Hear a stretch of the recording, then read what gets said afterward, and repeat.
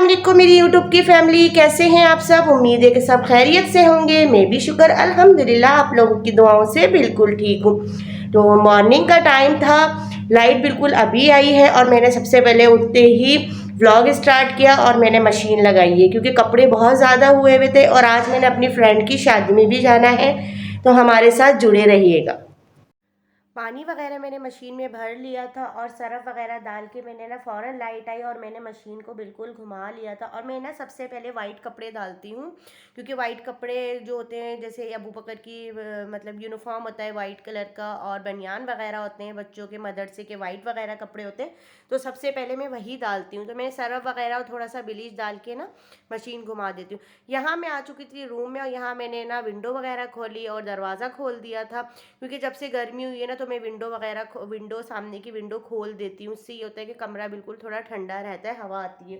तो यहाँ मैंने बेडशीट भी चेंज करनी थी आज, और जो पुरानी बेडशीट थी वो मतलब चेंज करनी थी क्योंकि मैंने आज धोने थे, बेडशीटें भी धोनी थी क्योंकि जब मैं कपड़े धोती हूँ तो मैं साथ साथ बेडशीटें भी धोती हूँ।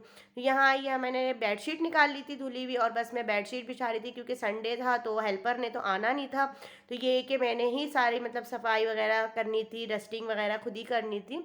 तो यहाँ ये कि अगर एक दिन भी डस्टिंग ना करो ना तो फिर ना मतलब कि फ़र्नीचर पे इतनी डस्ट हुई हुई होती है, क्योंकि मैं विंडो भी खोलती हूँ ना तो फिर वहाँ से भी डस्ट वगैरह आती है। तो मैंने कहा कि मैं सबसे पहले बेडशीट को ना बिछा देती हूँ क्योंकि बेडशीट बिछ जाती है ना तो फिर सारे हमारे आधे काम सारे हो जाते हैं। मुझे ना बस सबसे पहले यही होता है कि मैं पहले ना बेडशीट वगैरह बिछा लूँ। तो यहाँ मैंने बेडशीट वगैरह चेंज कर ली थी और गिलाफ वगैरह चढ़ा रही थी साथ साथ में ना।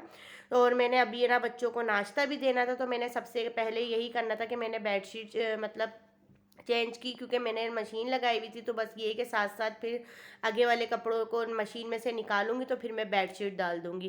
तो यहाँ मैं ये करती हूँ कि मैं वाइट जब कपड़े वगैरह धो लेती हूँ तो फिर उसके बाद मैं बेडशीट वगैरह डालती हूँ ना।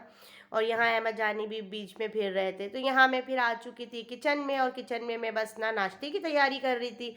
तो यहाँ मैंने ना बच्चों के लिए मैं चाय वगैरह बनाने के लिए रखी थी क्योंकि बच्चों को ना ब्रेड ही खाना था, सिर्फ अहमद जानी ने पराठा खाना था। तो मैंने फिर ना आटा गूंद के फ्रिज में रख दिया था। मैंने कहा पहले बच्चों को ब्रेड वगैरह में ना सेक देती क्योंकि मैंने भी ब्रेड से ही अंडा और ब्रेड ही खाना था, सिर्फ अहमद जानी को मैंने पराठा बना के देना था। तो यहाँ हमारी चाय कावा में अच्छे से बॉयल आ चुका था। यहाँ मैंने इसमें दूध डाल दिया था, एक साइड पे मैंने तवा, और ना बस अब गर्मियाँ भी मतलब कि आ चुकी हैं और बहुत मुश्किल से है ना बस अब ना काम होता है। आपको पता है मास्क लगा के व्लॉग बनाना बहुत मुश्किल काम होता है। तो आप लोग ना मेरे चैनल को पूरा वॉच किया करें, सब्सक्राइब करके जाया करें अगर नहीं हो तो, क्योंकि बहुत मेहनत लगती है व्लॉग बनाने में, इजी नहीं होता व्लॉग बनाना मास्क लगा के मतलब कुकिंग करना गर्मियों में। तो बस गर्मियों की रूटीन तो बहुत ज़्यादा ही आपको पता है कि बहुत वो होती है। मुझे तो है ना, वैसे मैं आपको सही बात बताऊं, मुझे बिल्कुल विंटर पसंद है, मुझे गर्मियाँ बिल्कुल पसंद नहीं है। एक तो लोड शेडिंग इतनी होती है कि मैं आपको बता नहीं सकती। लोड शेडिंग बहुत ज़्यादा होती है, 4-4 घंटे की लोड शेडिंग होती है। तो बस यही होता है कि भाई बहुत मुश्किल होता है ब्लॉग बनाना, लेकिन बस आप लोगों की दुआ चाहिए और आप लोगों का साथ चाहिए। इसी तरीके से हमारे साथ जुड़े रहिएगा और हमें सपोर्ट करते रहिएगा। तो यहाँ नाश्ता मैंने कर लिया था और चाय पी रही थी थोड़ी देर में बैठ के। और यहाँ फिर मैंने ना बस कपड़े वगैरह खंगालने लग गई थी क्योंकि कपड़े बस ना ये आखिरी ही जो फेरा मैंने घुमाया था बस वही रह गया था। तो यहाँ मैंने ना बस साथ साथ ना लाइट भी थी तो रोशनी में ये होता है कि आपको फिर सही नज़र भी आ जाता है कि कपड़े सही धुले हैं या नहीं। तो बहरहाल मैंने यहाँ ना कपड़े खंगालने लग गई थी क्योंकि मुझे ना कपड़े धोते धोते 1:30 बज चुका था और लाइट जाने में सिर्फ आधा घंटा ही रह गया था। तो ये कि शुक्र है मेरे कपड़े धुल गए थे क्योंकि मैं जल्दी उठ गई थी आज, और मैंने जल्दी ही फ़ौरन लाइट आई थी और मैंने मशीन लगा ली थी। तो यहाँ मेरे कपड़े भी धुल चुके थे और बस मैंने ना मशीन को ड्राई करना था क्योंकि मैं मशीन को लाजमी ड्राई करती हूँ और इसको मतलब कि ना इसका जो ऊपर का जो ढकना है वो खोल देती हूँ ताकि हवा लग जाए। और यहाँ मैं छत पे जा रही थी बाल्टी लेके क्योंकि मुझे जाना होता है चौथी मंजिल पे कपड़े डालने, वहाँ मतलब छत पे ही हम लोग कपड़े डालते हैं। और यहाँ धूप देखें, उफ गर्मी और धूप बहुत ज़्यादा ही लग रही थी। तो मैं आपको ये दिखा रही थी कि कितनी धूप है और इतनी गर्मी कि बस मैंने कितनी मुश्किल से कपड़े डाले हैं मुझे ही पता है। बहरहाल यहाँ मैं ना बस मैंने ना कपड़े डाल दिए और ना बस यहाँ पे बस बहुत गर्मी हो रही थी, खड़ा भी नहीं होया जा रहा था। लेकिन ये है कि यहाँ ये फ़ायदा होता है अगर हम छत पे कपड़े डालते हैं तो हमारे कपड़े इजीली जल्दी सूख जाते हैं और मतलब अच्छे से धूप भी लग जाती है। तो बस मुझे इस चीज़ का थोड़ा वो होता है। बहरहाल मैंने कपड़े भी मेरे धुल चुके थे और बस मैंने छत पे कपड़े डाल दिए थे। और धूप बहुत ज़्यादा तेज़ हो रही थी और मतलब कि ना गर्मी भी बहुत ज़्यादा थी, तो यहाँ मैंने बस जल्दी जल्दी कपड़े डाल लिए थे और इससे ये होता है कि बस जल्दी कपड़े सूख जाएंगे धूप में ना।